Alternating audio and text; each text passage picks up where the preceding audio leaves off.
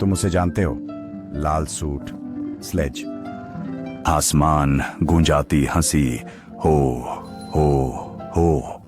पर क्या हो अगर मैं कहूं कि सांता क्लॉज कभी एक असली इंसान थे, जो 1,700 साल पहले इस धरती पर चले थे, जिनकी दयालुता इतनी शक्तिशाली थी कि उसने मौत को भी मात दी, और उनकी मृत्यु के बाद जो हुआ उसने क्रिसमस को हमेशा के लिए बदल दिया। प्राचीन तुर्की के पटारा गांव में उसका जन्म हुआ। उसका नाम निकोलस था, धनी परिवार का इकलौता बेटा। बचपन से ही वह अलग था। दूसरे खेलते, वह रात में चुपके से गरीबों को खाना देता। एक बार कर्ज के कारण बेटियों को बेचते एक व्यक्ति को देख निकोलस ने चुपके से उनकी खिड़की से सोने के थैले फेंके। उसे किसी ने नहीं देखा, बस फर्श पर सिक्कों की खनक सुनाई दी, और ऐसे शुरू हुई किंवदंती उस अदृश्य दाता की। निकोलस बड़ा हुआ। उसके माता पिता प्लेग से मर गए। उसने सब कुछ, हर सिक्का, हर संपत्ति त्याग कर वह भिक्षु बन गया। पर वह अभी संत नहीं था। तूफानों में यात्रा की, बीमारों को ठीक किया, नाविकों के लिए प्रार्थना की, बच्चों को खिलाया, कैदियों को सांत्वना दी।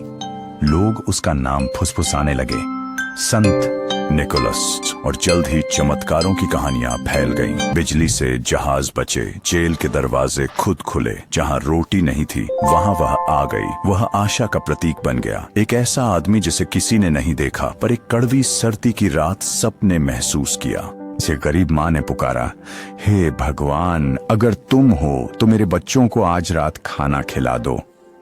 उसी पल उसके दरवाजे पर दस्तक हुई।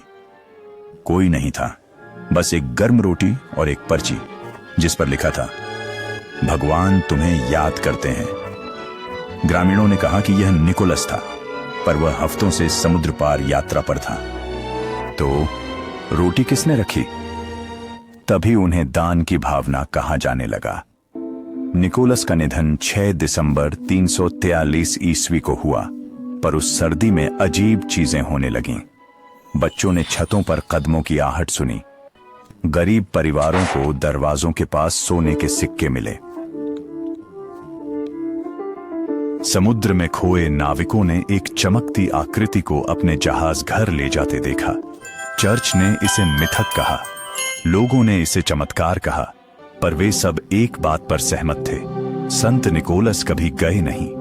वह सदियों तक फुसफुसाई जाने वाली कहानी बन गए, जब तक उनकी किंवदंती सदियों बाद बर्फीले उत्तर तक नहीं पहुंची। जब क्रिसमस लालच और उपहारों में बदलने लगा, उत्तर के कुछ भिक्षुओं ने कहा, हम निकोलस की भावना जीवित रखेंगे। उनके बिशप के वस्त्रों के सम्मान में लाल चोगा पहना, उनकी दयालुता के सम्मान में गुप्त रूप से उपहार दिए, और बच्चों ने उन्हें सांता क्लॉज कहना शुरू कर दिया। संत से ग्रीक में निकोलस, डच में सिंटरक्लास, अंग्रेजी में सांता क्लॉज, पर भावना वही है, एक ऐसा व्यक्ति जिसने बिना मांगे दिया, बिना दिखे प्यार किया। कहते हैं हर क्रिसमस की पूर्व संध्या पर जब दुनिया सफेद आसमान के नीचे सोती है, एक परछाई चलती है जहां कोई कैमरा नहीं देख पाता।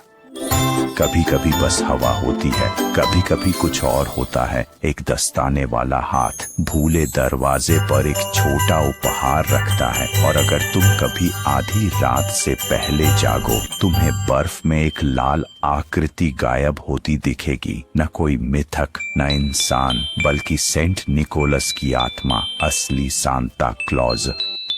तो जब आप इस क्रिसमस अपने मौजे टांगे, याद रखें, ये उपहारों के बारे में नहीं है। ये उस बात के बारे में है जो एक व्यक्ति ने 1700 साल पहले सिद्ध की थी कि प्यार जब आजादी से दिया जाता है कभी नहीं मरता। और इसीलिए हर क्रिसमस की पूर्व संध्या पर दुनिया अभी भी सांता क्लॉज का इंतजार करती है, क्योंकि दयालुता कभी खत्म नहीं होती।